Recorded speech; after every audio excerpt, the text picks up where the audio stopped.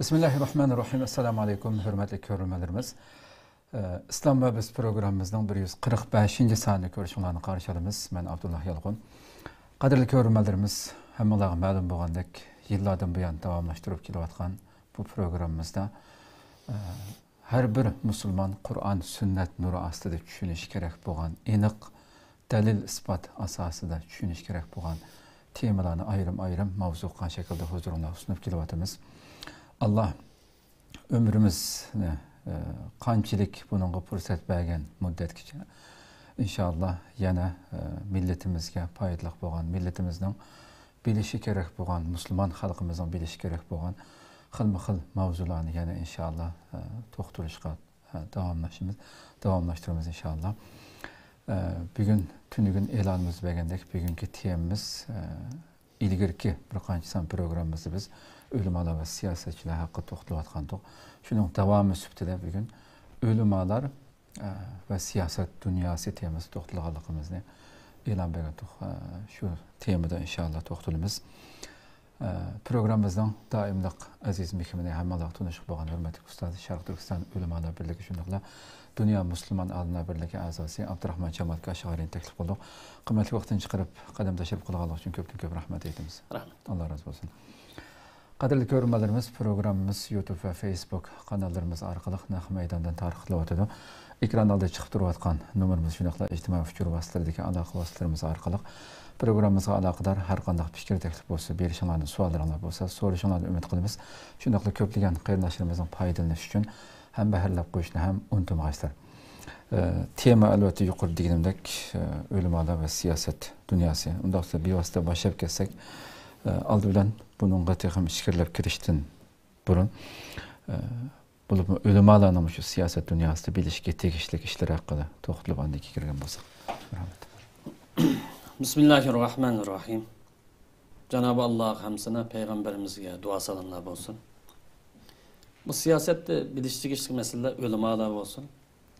Böyle avam halk olsun, Müslüman diyen her bir adam bilişçi diyeyim. Elbette ilgili sallarımızda ölümalarının ki siyaset dünyası bilişçi meseleleri halk köp toxtaldı. Bugün ölümalar ve avam halk vatan üçün, akide üçün, millet üçün hizmet kılımız deydi Allah. Biliş tegishlik bazı bir asas noktalarını kısaca konuşup ötemiz. Başta şunu bayan qilish kerak ki milletning kimligi, milletning bir butun kimligi ve qimmat qarashiga ziyon solmagan asosda vatan milletning xizmatini qilishga otlangan har qanday bir harakatni olqishlashga arziydi. Bu qanday odam bo'lishdan qat'iy nazar, samim bo'lsa, niyati durust, yaxshi bo'lsa, vatan millet bir kişilik his qo'shay desa, bu noktadan alqishlashga arziydi.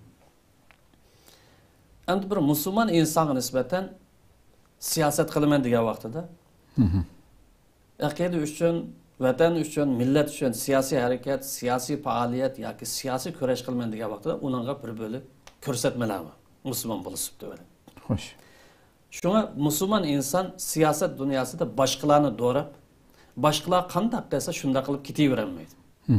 Siyaset degani manda qildi ekan, u davlat manda qildi ekan, yoki falan bunda qildi ekan deb boshqalar qilgan ishni qilib maydonsizlik qilishi yoki prinsipsizlik qilishi musulmonga yarashmaydi. Musulmonningki siyaset dunyosini tutib mang'adigan qizil chiziqlar bor. Bir islom o'tirib qo'ygan shar'iy siyaset nazariyasi o'tirib qo'ygan bir siyosiy falsafa yoki siyosiy bir qimmat qarash bor. Bu qimmat qarashdan musulmon chetnab ketolmaydi. Eğer Müslüman başka şahsılar, yani Müslüman olmayan şahsılar, Müslüman olmayan devletlerini doğrab, siyaset degani mustaqillikqa erishganda uning keyin erishib ketaversa, insoniyat dunyosini ya do'stlik ya dushmanlikdan iborat tar bir chambarak ichiga solab qo'ydi. Yig'inchoqlab qo'ydi. Ya do'st deydi, ya dushman deydi. Ya'ni cho'ng bir jahongir bir davlatga ergashgan vaqtda siyosatni mushtaq qilish lozim ekan degan vaqtda aş devlet yaxshi ko'rgan adamlarni yaxshi ko'rdigan, aş devlet yomon ko'rgan adamlarni yomon ko'rdigan, u devlet do'st deb qaragan adamlarni do'st deb qaraydigan, u devlet dushman deb qaragan adamlarni dushman deb qaraydigan bunda bir xatarlik bir masala kelib chiqadi. Mana bugun kunlikda Sharq Turkistonliklar yoki Uyg'urlarning siyosiy harakat nazariyasi yuz berayotgan eng cho'ng illatlarning birisi shu. Muqim o'z kimligiga, o'zininki qimmat qarashiga uyg'un bir siyosiy harakat nazariyasi shakllantirilmaganligi uchun bugun u yoqqa mangib boqadi, bu yerda bu yoqqa mangib boqadi. Bugun buning do'stlash boqadi, erta dushmanlash boqadi. Acaba bu yerda bir musulmon bo'lishibdi bilan bir Qur'onga ishongan, payg'ambarga ishongan, Allohga ishongan, qiyomat kuniga ishongan bir insonningki do'st dushman tutishda bir falsafasi, uning bir qoidasi, nishoni bo'lishi lozim. Xo'sh. Buni tutib ma'nogan birinchi bir qimmat qarash manbasi bo'lishi lozim. Qur'on sunnatdan iborat. Ammo afsuski bugungi kunlikda kimni do'st tutish, kimni dushman tutish, ya kimga yaxshi muomala qilish yoki kimga qarshi turish iborat bu masala o'zining qimmat qarash, mezoni, taroz aniq olmaganligi uchun boshqalar nima qilsa shu asosda hukm chiqargan boshqalarningki qoziligini udul o'ylanmasdan aqidasiga, kimligiga qimmat uyg'un keladi, uyg'un kelmaydi, shuningki qoziligini qabul qiladigan ayni bir xatarlik bir bosqichda ketyapmiz. Ammo bu yuqori degan bu misol yoki yuqori degan bu temadagi misollar bir yilning mobaynida Uyg'ur jamiyatida xil obdan bo'lib o'tdi. Bir musulmon bir millatni o'ziga o'xshash irqiy qirg'inchilik uchrayotgan bir millatga baho berish xato ketishning sababi mana mush nuqtada ketkizib qo'yganlikdan kelib chiqdi. Xo'sh. Musulmon insonga nisbatan yer yuzida mutlaq dushman topilmaydi. Doim dushman topilmaydi. Chunki siyosat demak musulmon insonga nisbatan barliq insoniyatga, barliq insonlarga yaxshilikni umid qilish demakdir. Siyosatning taqozosi, siyosatning falsafasi bir musulmonga nisbatan siyosat nima ish qildi desa, barliq insonga yaxshilikni umid qiladi. Bu yaxshilikning simvoli yoki bu yaxshilikning ifodasi adolatni namoyon bo'ldi. Adolat musulmonningki boshqalarga yaxshilikni umid qilgan simvoldan iborat. Yoki adolat musulmonning umidining tarjimonidan iborat. Yani kimde adalet bo'lsa, qayerda adalet bo'lib qolsa, uni aqidasi qanday bo'lishidan, uningki qimmat qarash qanday bo'lishidan nazar, uning bilan normal muomala elib bora oladi, o'rtoqlik, hamkorlik shakllantira oladi. Yani adalet boshqalar bilan muomala qilishga asosli o'lcham. Musulmon yaxshilikni faqatla musulmonlar bilan umid qilmaydi. Yani dunyodagi musulmonlar hammasi yaxshi o'tsa, qolgan kofirlarning hammasi qiyinchilikda o'tsa, baloyi musibat o'tsa, unda umid qilmaydi. Balki musulmon Qur'on sunnatning ruhi bo'yicha, musulmonlikning taqozosi bo'yicha barliq insoniyat uchun, barliq millatlar uchun, barliq shaxslar uchun yaxshilikni va baxt saodatni umid qil. Kim bo'lishidan qat'iy nazar, u bir hidoyat topsa, to'g'ri yo'l qaysa, agar hidoyatga kirmagan, ya'ni islom kirmagan taqdirda bir adolatdan chetlamasa, adil yo'l tutsa, insonlikni yo'qotmasa deydigan bu umid bilan yashaydi. Mana bu nuqta siyosat maydonidagi mana bu nuqta islom bilan boshqalarni farqlantirib turgan eng chong nuqtamish. Xo'sh. Islom bilan boshqalarning siyosiy falsafasini, siyosiy nazariyasini, siyosiy qarshini farqlantiradigan eng halqiliq nuqtamish. Musulmon inson islomning ko'rsatmasi bo'yicha barliq insoniyat uchun yaxshilikni umid qil. Baxt saodatni umid qil. Adolatni umid qil. Ammo boshqalarning siyosiy nazariyasi qanday ekanligi biz yashayotgan bugungi mayli g'arb dunyosida bo'lsin, mayli Iroq sharqdagi bo'lib qolsin, cho'ng Jahongir deb atalgan yoki urinayotgan bu davlatlarning siyosiy nazariyasi ko'z oldimizda ko'rinib turmoqda. Islom bilan boshqalarning siyosiy nazariyasiga farq mana bu yerda. Musulmon bilan boshqalarni farqlantirib turadigan bir necha nuqtalar bor. Aqid nuqtasi ayrim bir masala. Bu siyosiy nuqtada siyosat dunyosida musulmon bilan boshqalarni farqlantirib turgan nuqtalardan bir nechasi bor. Bu farqliq nuqtalarning eng muhimroqi musulmon siyosiy harakatni yoki siyosiy kurashni yoki faoliyatni shaxsiy manfaat uchun emas, Allohning roziligiga deb qo'ydi. Xo'sh. Garchi u siyosatda uning shaxsiy manfaati kelsa-mi, uning millatiga, uning vataniga, uning aqidasi qimmat qarashiga kelsa-mi, bosh manba, bosh g'oya, bosh kompas yoki xarita uning Allohning roziligi. Bu nuqtadan Allah razı olmaydigan ishlarni, garchi ulug' yo'lda, sharafli yo'lda, jihad yo'lida ketayotgan bo'lsa-mi, Allah razı olmaydigan ish qadam bosmaydi. Ammo boshqalar uchun. Musulmon bo'lmagan boshqalar uchun, shaxsiy manfaat uchun, mayli kishilik shaxsiy manfaat, yoki milliy shaxsiy manfaat, yoki davlatning manfaati deganda qaysi bir manfaat bo'lib qolsin, bu Allohning rozilik ko'zlanmaganligi uchun uni halol harom deydigan qoida. Odamiygarchilik, insonparvarlik deydigan u nazariya, u falsafa topilmaydi. Fakat şahsi menfaat için başka insanlar veyran olsa mı, başka insan köyep gelse mi, insanlık yok olsa mı onun nispeten adli bir iştek tuyuldu. Bular mı? Biz yaşayotgan 21. asırda mana bu İslam'ın siyasi nazariyesi bilen başkalarının siyasi felsefesi ya siyasi nazariyesi en çok farkını göz aldığınız görüyorsunuz. Bu kıymet qarash meselesi. İslam urush meselesi ya to'qinish meselesi qanday qarayotdi, başkalar qanday qarayotdi. İslam başkalarga muomala qanday qarayotdi, başkalar siyasi nazariyat, siyasi dunyoda qanday muomala qilyotdi, buni bu yerdan bilib olgani bo'ldi. Ama başka ideyadaki, yani İslam'dan başka ideyadaki siyasetçilik qarasak, bular nişan, maqsadlarni ishga oshirish uchun har qanday vosita qo'llanaverdi. Vosita tanlamaydi.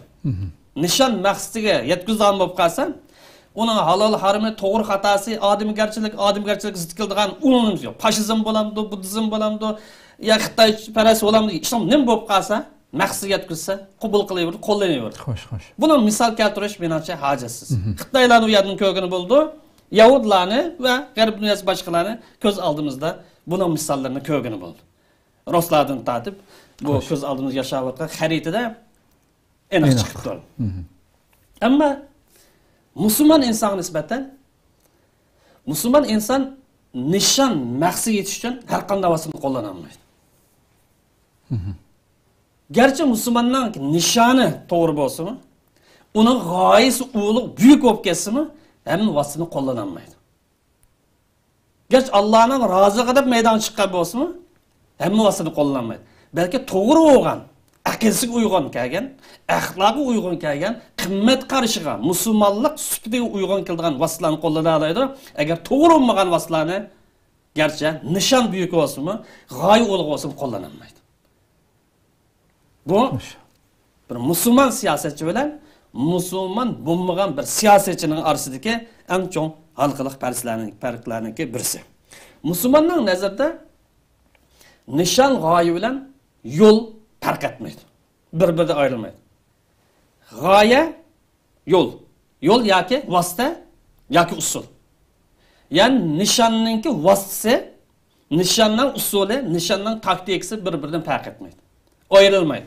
Nishon ulug' bo'lgandan keyin, nishon to'g'ri bo'lgandan keyin qanday usul bo'lsa, qo'llanaversak bo'lmamdi deyolmaydi. Nishon to'g'ri bo'lib qolsa, uni qo'llanadigan usulmi to'g'ri bo'lishi lozim.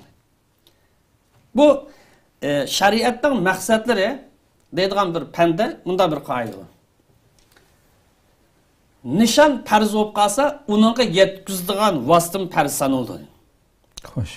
Qilmoqchi bo'lgan nishon harom bo'lib qolsa, uningga qo'llangan vosita garchi nima bo'lishidan qat'iy nazar, u harom sanaldi.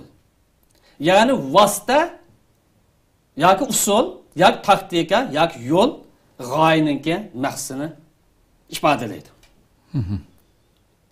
İslam'da, yani Müslümanınki nazarda g'oya bilan qo'llanadigan usul bir-biridan ayrılmaydi. Qo'llanmoqchi bo'lgan vosita yoki taktika usul g'oyaninki bir qismi sanaladi. Bu musulmon siyosatchi bilan musulmon bo'lmagan siyosatchilarning orasidagi bugungi biz yashayotgan dunyoda yuz berayotgan reallikmish. Xo'sh. Masalan, misol olsak, oddiy bir misol. İslam'daki urush nazariyasida birisi o'ltirilgan bo'lsa, qarshi taraf bir dushman o'ltirilgan bo'lsa, o'ltirgan gibi ochchiga kelib, uningki ushaybag'rini chiqarib o'tish, buni quloqlarini kesib o'tish, chiroyini sartlashtiruvchi iborat. Bu xil axloqsizlik rad qilindi.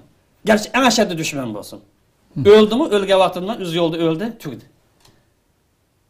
Ammo boshqalarga bo'lib qolsa, bugungi kunlikda reallik ko'rinmaydi. Şuna Müslüman adam nishoniga qarta, yoki nishoniga yetish yo'lida uning to'g'ri usul qo'llanishi bu intayin muhim omil hisoblanadi siyosat dunyosi. Endi bu nishon bilan usulni ayirib qargan vaqtida tizlab xato yo'l kirib ketadi. Nishon bilan usul, nishon bilan vositani ayirib qargan vaqtida tizlab xato yo'lga kirib ketadigan ahvol yuz berdi. Hatto g'oyani unutib qolgan chiqadi. Usul xatolashgandan keyin qilmoqchi bo'lgan g'oya unutib qolib, u o'zidanki qo'llangan usullarning nimasida boshqa ketib qoldi.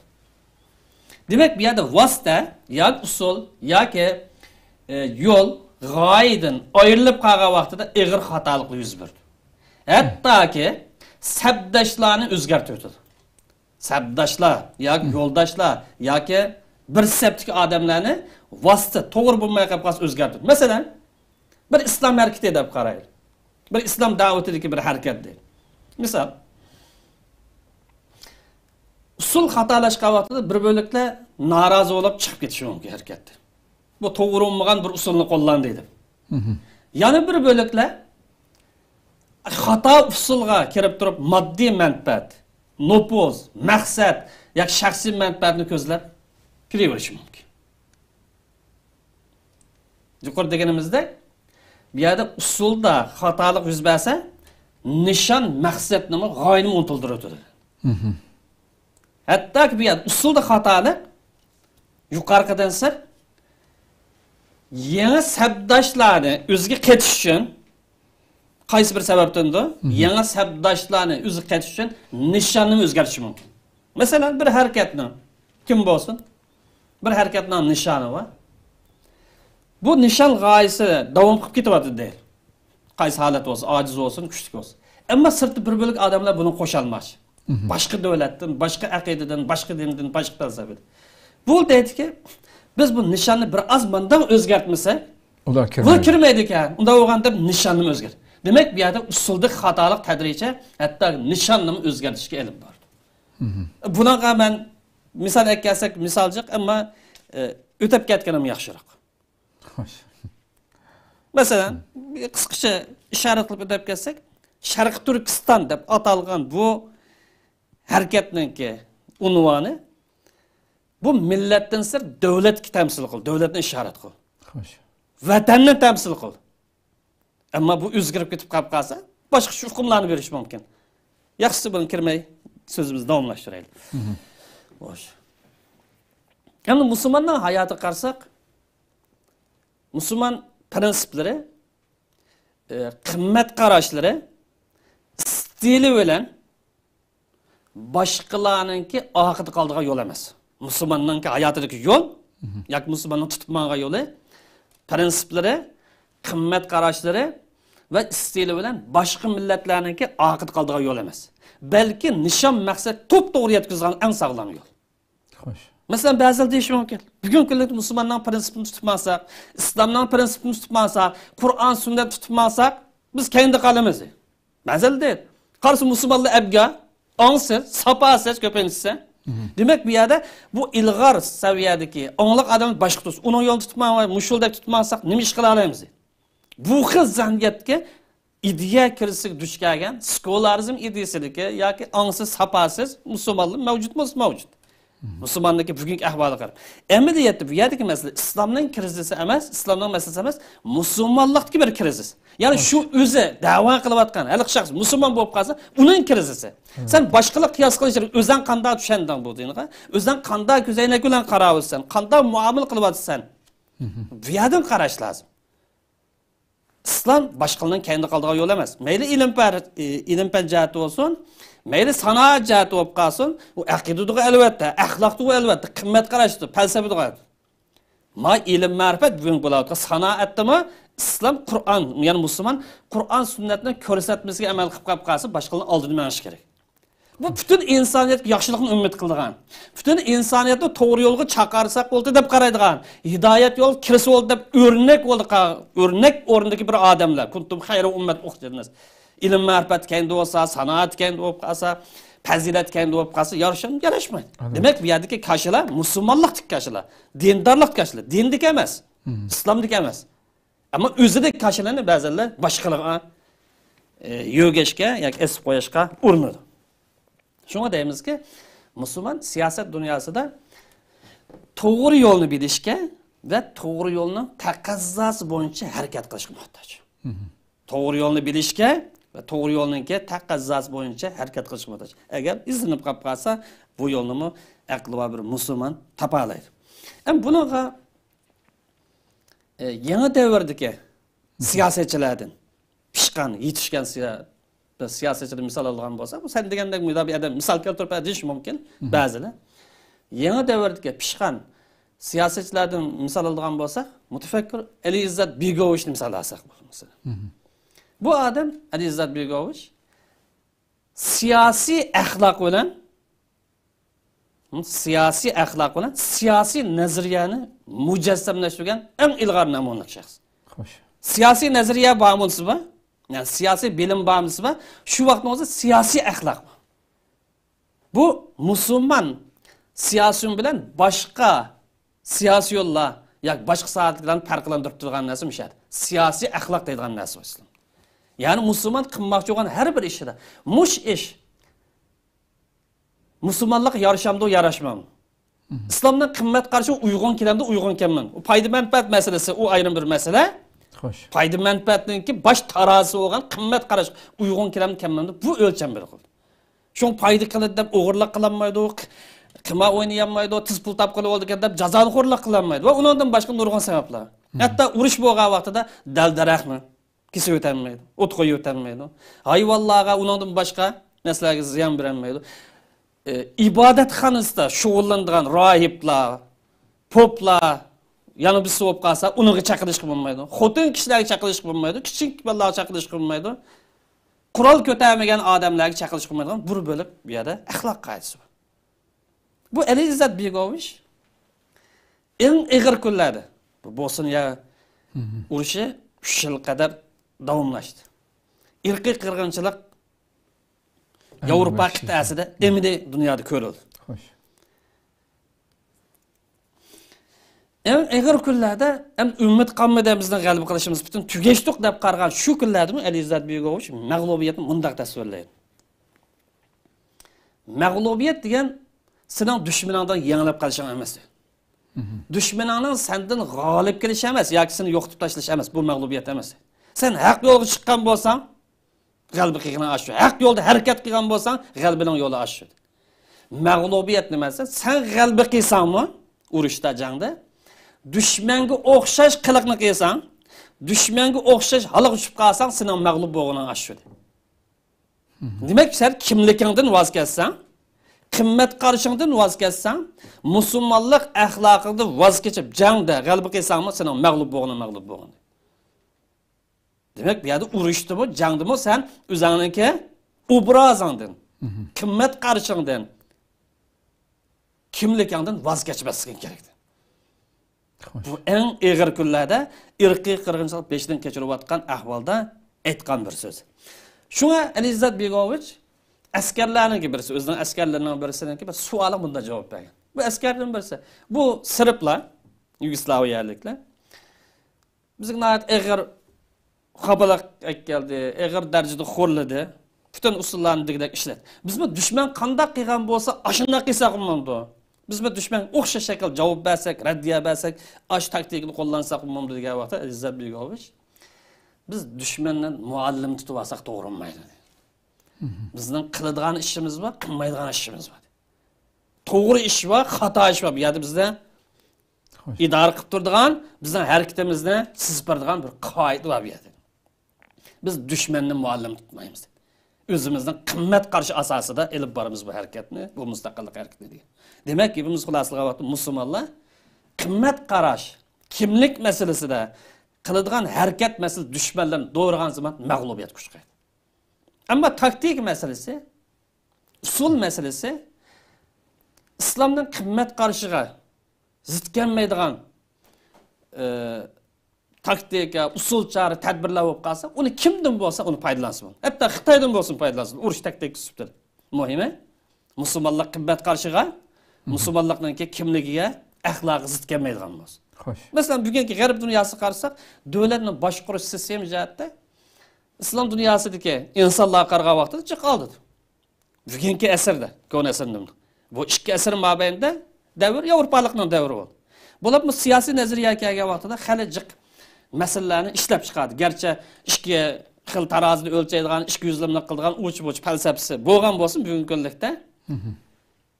Bular xil uzun mezgilgacha bu sohada bir az tirishchanliklarni yoki xil tirishchanliklarni ko'rsatdi. Bir asr mobaynida islom dunyosidagi hokimiyatimiz mustabidlik bilan shaxsiy manfaatga harakat qilgan bo'lsa, g'arb dunyosida kollektiv nazariyasi bilan, kengash nazariyasi bilan ilib bor. Demak, bu yer mustabidlikka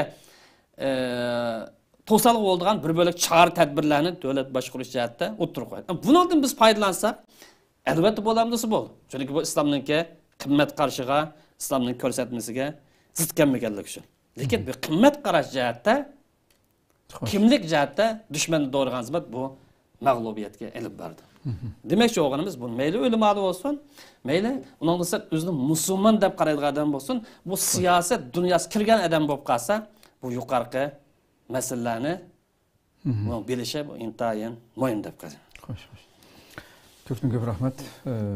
Hamda shu yuqorida so'zlangan nimalarni ham degan bir musulmon yuqoridagi nihoyat bek tafsili ichib tushundirlar bo'lamdi.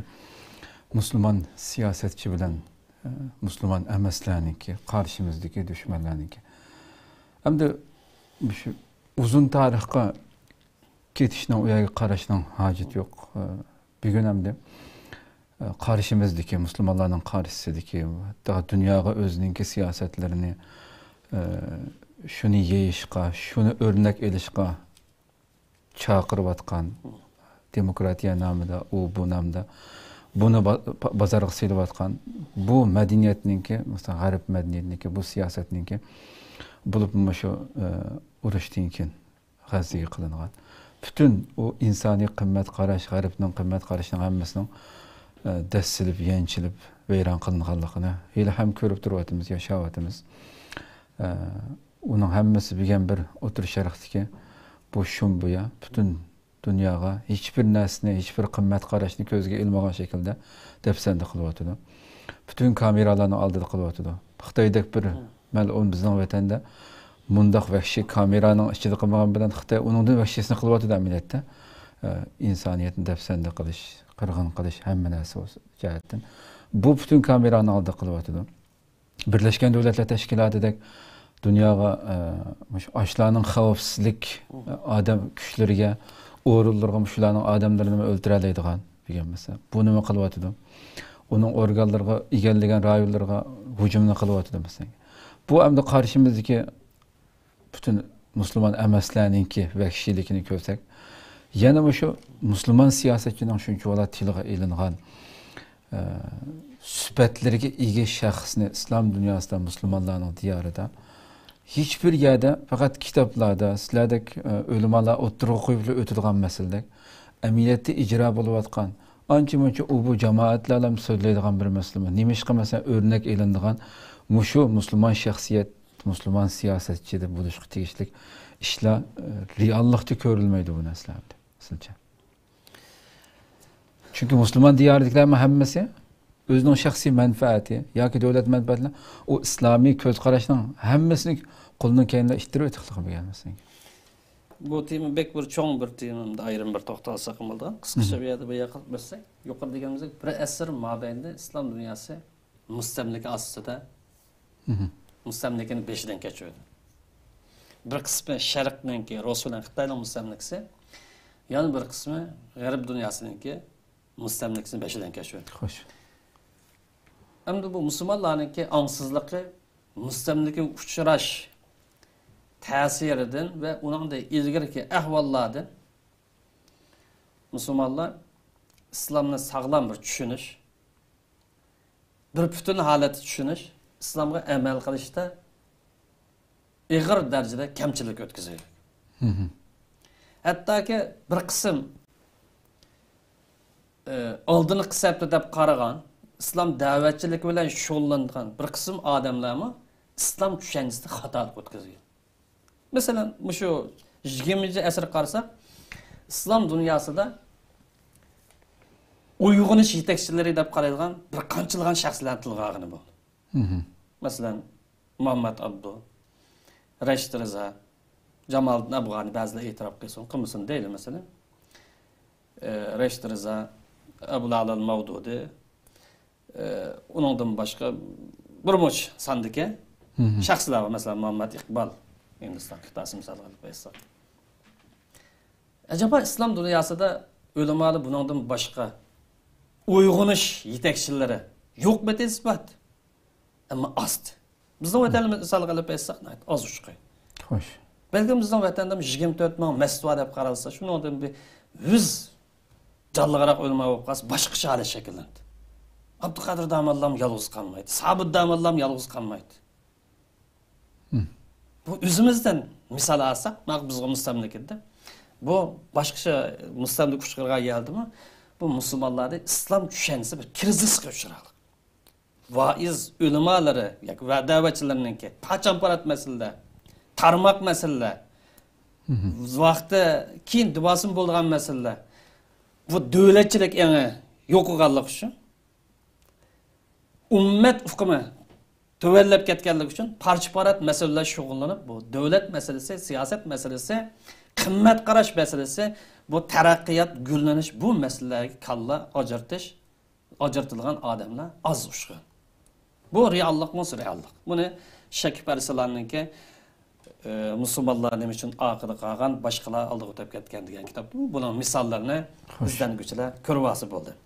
Bu bir taraf. Ikkinchi bir taraf yuqori deganimizdek, bu bir qism shaxslarning ahvoli bu bo'lgan bo'lsa, musulmonlarga qarasak, dunyoning u tarafida yoki bu tarafida bo'lib qolsin, sharq g'arb tarafida bo'lib qolsin, ideya krizisi. Islom nima desa, namoz o'qisa, ro'za tutsa, agar pul topasa 4 tanga berib qo'ysa bir kambag'alga, qo'saq o'qishlar, kallani aytish emas mana qaron. Zakatning ishlatilgan o'rnimi, iqtisodniki bu farz bu. Bamay qilib qolsa eg'ir hisob zo'r. Buning bilan tugamaydi bu iqtisod masalasi. Bu farz uningdan boshqa bir naflar deydigan ya, u yerga kelgancha kammaylik musulmonlar taqa. Boshqasi tip bo'lsa, ening kendida oz pul topsa, umr ajib kelsa, ishimiz tugaydi. Biz jannatni ochishni oldik, ishimiz tugaydi. Bu davlat bilan nima karimiz, vatan bilan nima karimiz, millat bilan boshqa insonlarni da'vat qilishga ketadigan chiqim nimkan u yo'q. U ang nada musulmonlar. Bu namoz kelgan vaqtida bu namozning ijtimoiy ruhi yo'q. Namozning siyosiy ruhi yo'q. Bu biz bir imom iqtido qildi, bir vaqtning o'zi ikki odamga muqimmaydi. Bir imom. Agar uning xiloflik qilib qolsa, namoz buziladi. Masjidga hayat. Ammo ijtimoiyat kelgan chaqda bu xil bir imomga, bir yetakchiga, bir rahbarga, bir liderga bo'ysunib harakat qilish bu ideyasini musulmonlar shakllantirmaydi. Zakat masjidga kelgan bo'lsa, bizdan ishlar bir ikkisi berganda, bermaganda, bergan bo'lsa 2-4 tal faqat qo'saq vaqishlaydi. Ammo millatning aqlini ochadigan maktab, ma'arif saldigan bu yerga kelgancha bu zakatni ishlatilmaydi. Bu reallikni ochmaydi. Bir az pul topgan odam bo'lsa, takror nafli umrni qilaversa, ishim tugdi. Chunki hecni qilgan adam to'liq arkonlar bilan shart bilan qilsa, orasidan tug'ma holatda pak-pakiz gunohlar pak-pakiz yuyilib turgan jannat ko'rib ish tugdi. Musulmonlar ham mushunlar tugdi deydigan xato yo'lga kirib oladi. Bu aqidada xatolikmi? Ba'zilar 6 iymon deydi. Bu iymonning asosi u. Arkan. Buningki yo'lab turadigan taqozzolari, ko'rsatmalari, prinsiplar, yo'l yo'riqlari bu yo'q musulmonlar hayotida. Bu iymonlik. 6 iymon degani bu turki. Uning boshqa prinsiplari, taqozzolari, ko'rsatmalar u yo'q. Ibodatning ruhi yo'q. Axloqning ruhi yo'q. Bu islomning maqsad zot demak. İnsaniyatga nima ish qilmoqchi? Bu men o'zimla musulmon bo'lsam yetamdi, yoki boshqa insonlarni bir to'g'ri yo'lga, to'g'ri e'tiqodga, to'g'ri ko'z qilish ekilib majburtim bam deydigan bu xil an musulmonlik dunyosida ideya kirish sababli bir qismi sharqchi bo'lib, bir qismi g'arbchi bo'lib, yanimcha bo'lib yo'qolib ketaylik yoki shu ahvol kelib qoladi. Bu sababdan bu o'rnak bo'laligidek bir asr mobaynida siyosiy liderlarni ya yetakchilarni topmoq az chiqadi. Shu men vafot bo'lib ketganlardan faqat birining ismini tilga olib o'tdim. Balki undan boshqa o'naychilagan shaxslar topilishi mumkin. Xo'sh. Bu temada ayrim bir to'xtalsak, chunki bu vatanning iymon masalasi ekanligi, millatni qutqizish, millatni harakatlantirish, taraqqiy qildirish, gullantirish, sanoatda, texnikada oldingi saviyaga chiqarishdan e'tiqod masalasi ekanligi, Qur'onning maqsad ekanligini, buni e'tiqod bog'laydigan bu xil ruh ko'pinchalar yo'qdir. Balkim desa bu vatanning masalasi e'tiqod deyish mumkin. Bu Qur'onningki taqozzolari va Qur'onningki bu maqosidlar va bu da'vatchilarning ko'pincha afsuski bu vaizlar buni tushunmaydi.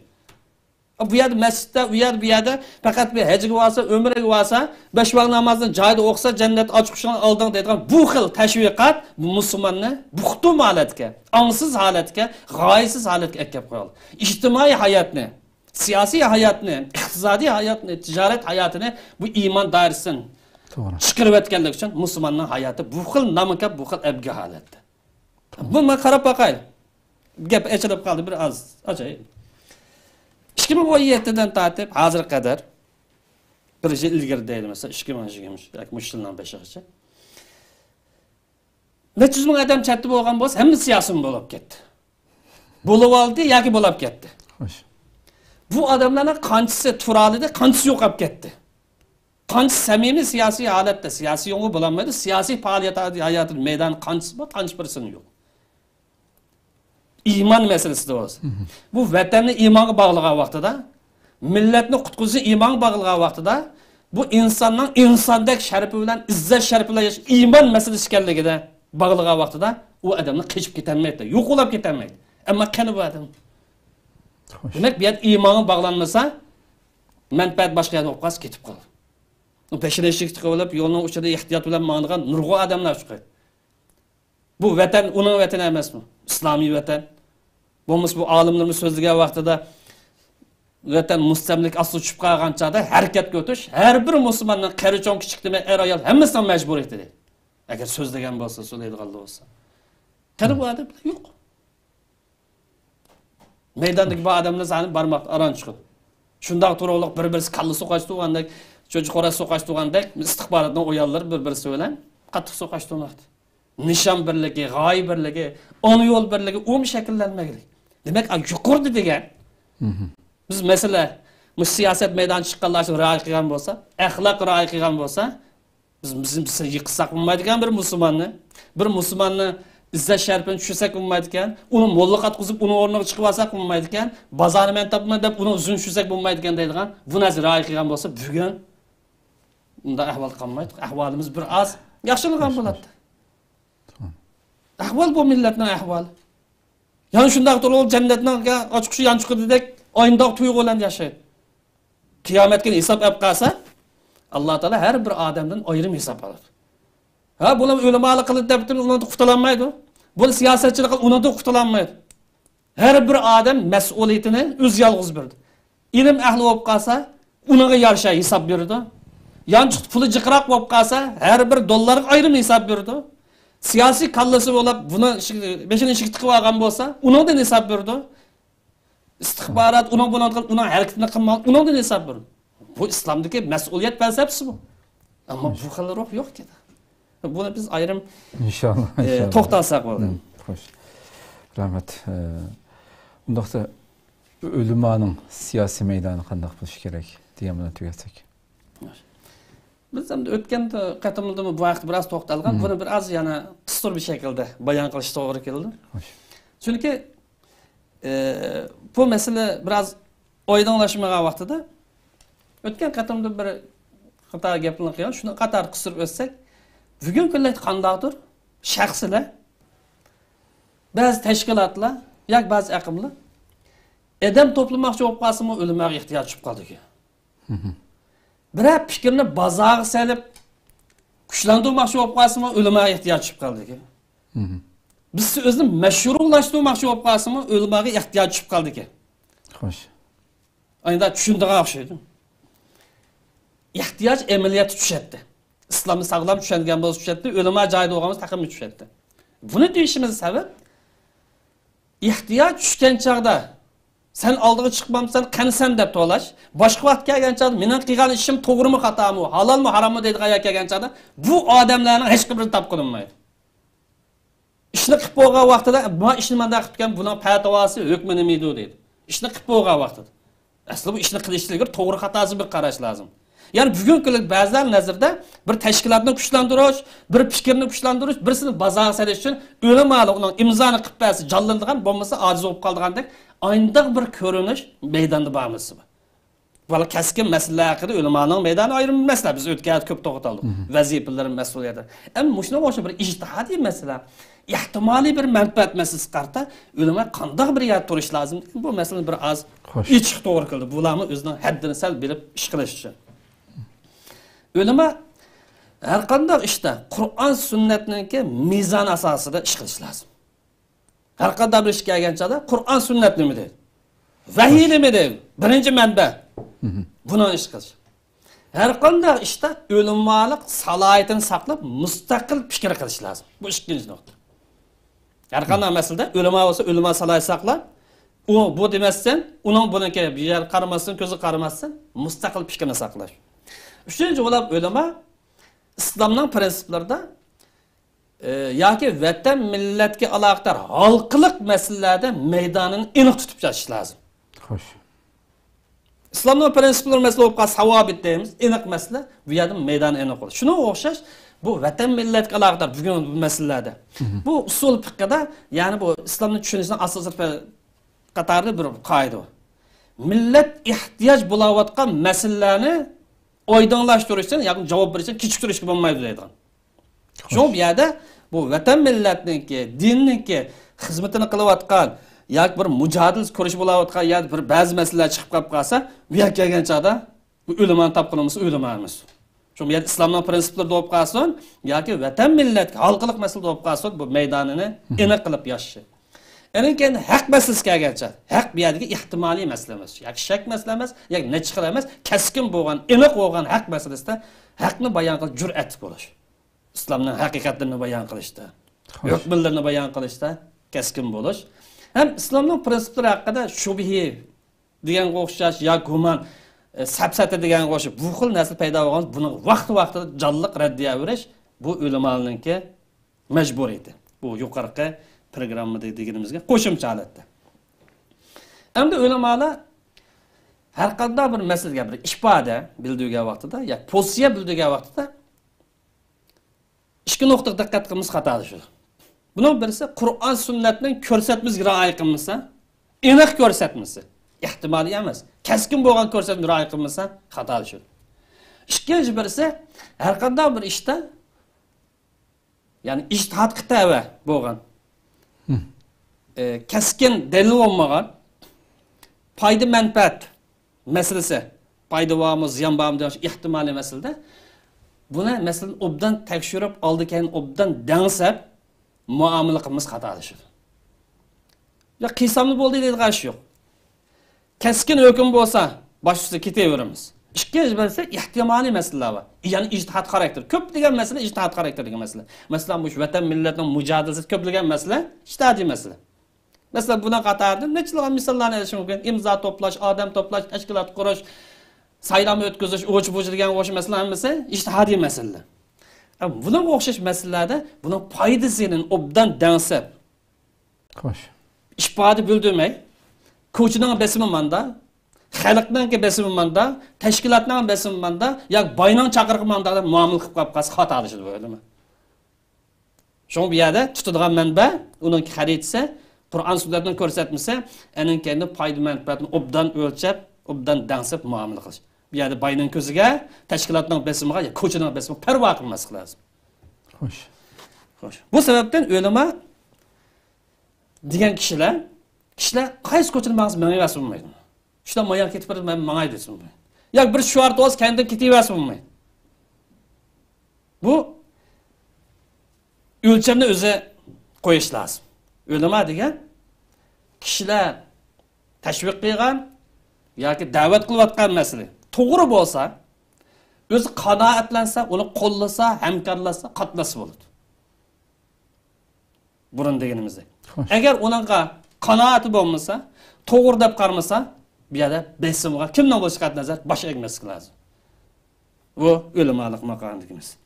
Bu sababdan o'limalar mustaqil fikr qila olsa, yani bu deganlik bir tashkilot a'zo bo'lsa bo'lmaydi deganlik ko'rsatmaydi. A'zo bo'lsin, bo'lmasin, xo'sh, o'zining bir o'limalik sut bilan mustaqil fikr qilsa, mustaqil fikr qila olsa, vazifasini, rolini joriy qildira oladi. Ham chiqargan hukmlarda, fatvolarda, ko'z qarashlarda Qur'on sunnatning maqsadi ruhidan chaplab ketmaydi. Prinsiplardan mustahkam tura oladi, maydonda mustahkam tura oladi, jamiyatga ilmiy jihatdan, ideologiy jihatdan, istiliy jihatdan foyda yetkazib, jamiyatning dindorligini qo'llab qoladi. Xo'sh.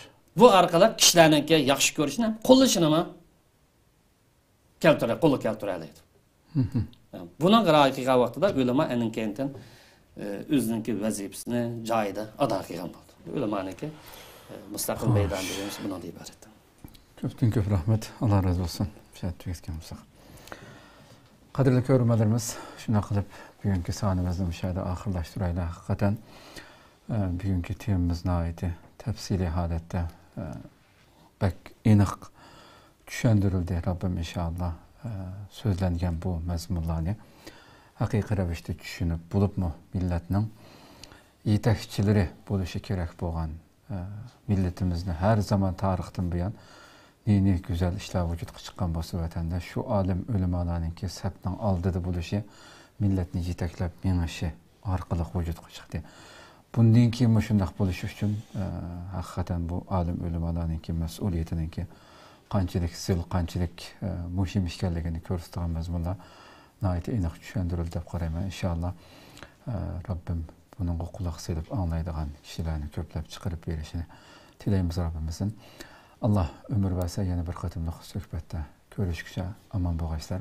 Assalomu alaykum va rahmatullohi taala va barakatuh.